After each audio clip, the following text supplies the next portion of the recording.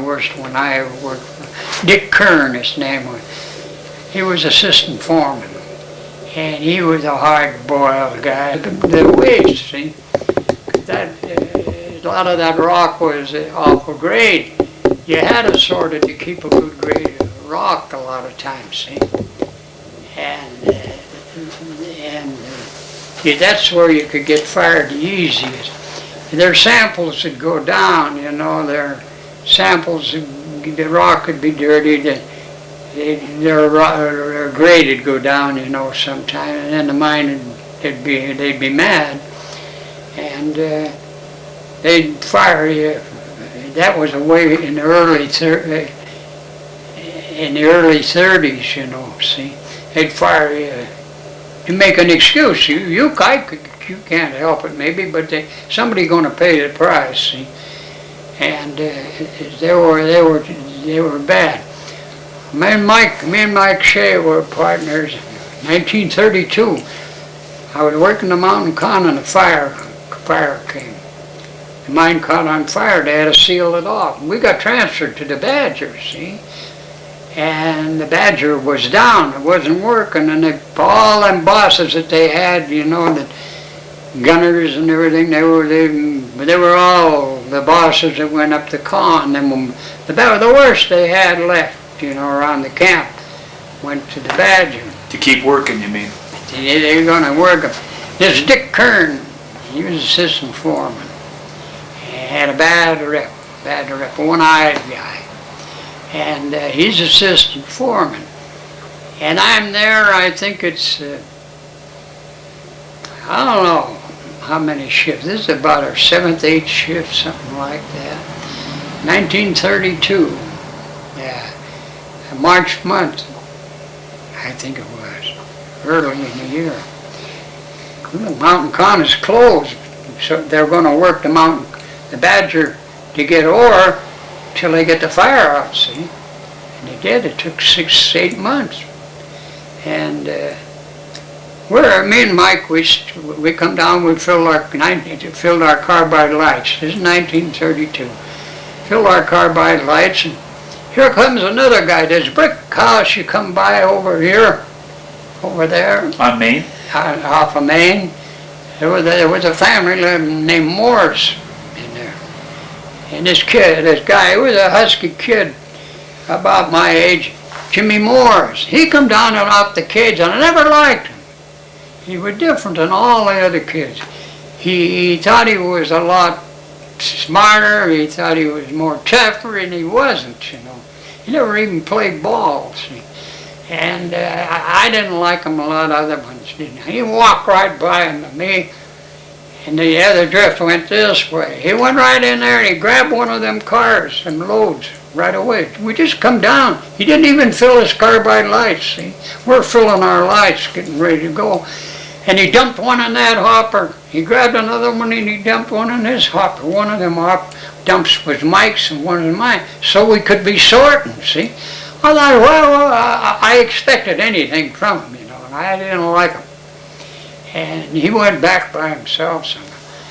All right, Mike and I, we got our lights all fixed. You had to have a carbide light burning all the time. The lights go out, you're in the dark, you know, in them days. So I started sorting in mine, picking out the waste and throwing it into the car, see. And Mike the same way. I think we were on our second car, or first car, I don't know, first or second car. We just got down the mine. And here comes the skip. I see the skip and the light on, and I knew that Dick Kern was on there. And I didn't want to see him get off because I knew something would happen, see. Here he got off of the cage. He had a piece of waste, maybe as big as, about as big as my two hands together, see. Not very big. And he come over and he laid it right on my nose. He said, "What's that?" I said, "Waste." He said, "Get your time." Guys, they just got down the mine.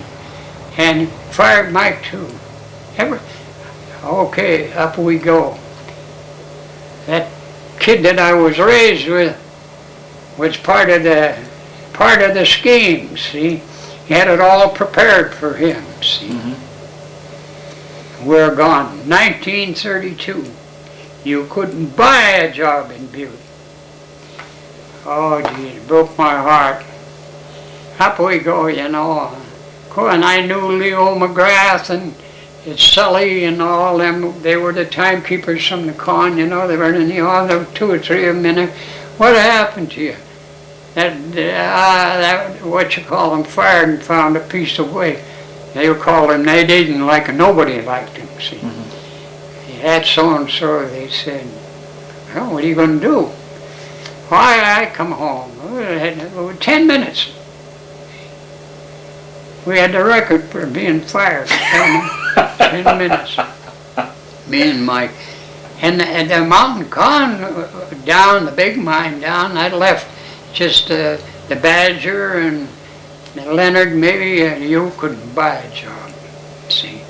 So I go home, my heart is broke. My father's sick and only working 2 weeks on and 2 off. Anyway, you never got a dollar ahead, you know. And I'm home, and I had a drinking, go and have some drinks, and got to thinking, you know. I said, to hell with him. He only made 4 1/4 a day. Anyway, that was the wages. So I might have had $10 coming or something. I don't know, I don't remember. And I'm mad. And I had some drinks. I went and caught a boxcar.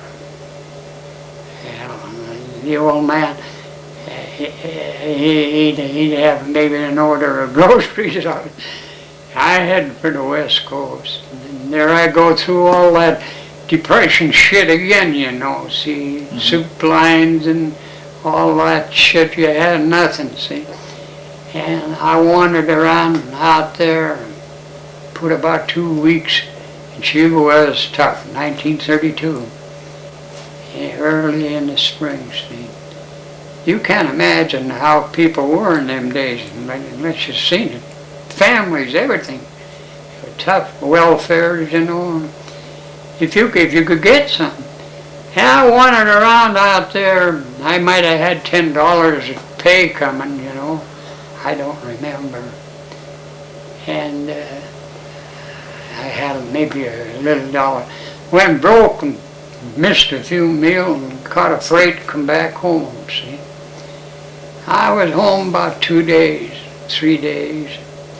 And that was some friend of mine. I knew everybody in the town, the kids, you know. And said they're hiring at the Badger today. Somebody told me. I said, gee, I'll go up to the I'll head for the Badger. I had up there, and the yard was full of, when they were rustling then, 1 mine of iron in Butte, you know. The yard was full of people. They'd line up pushing and everything, you know. There was a lot of men there.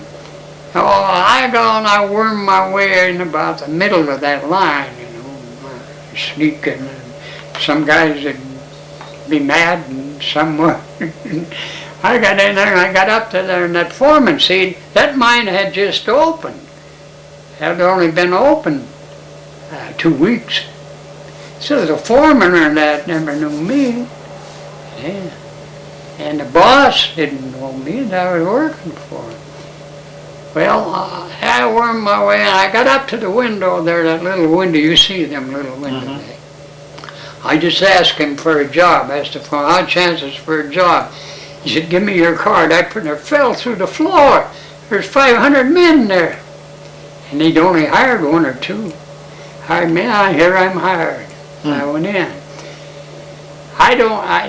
Somebody, you know, Leo McGrath and Sully and the Mountain Con timekeepers were all working there, and I knew all of them, you know, knew them all good. And some of them might have told that foreman, because he didn't know me, who I was. And my father got sick in that mine. I think he knew, because he hired me. He only hired 3 or 4 men out of that whole works. I went to work in the Badger. Boy, I was happy. So I had lost about two 2-3 weeks in work, a month maybe of work, see, lucky. And anyway, I went to the bottom level. For a guy with the worst reputation in the mine, old Jim Walsh, fiery from that, had a bad rep. There were a lot of them like that. They didn't get away with that shit in later years, you know. They'd be waking up dead, a lot of them. If the shit they pulled in them early in that depression, a lot of them bosses, they wouldn't be around later date because people had changed, you know. Mm-hmm. And old Jim Walsh, and he'd fire you for nothing, so I have to be extra careful, you know. And I got a crazy partner.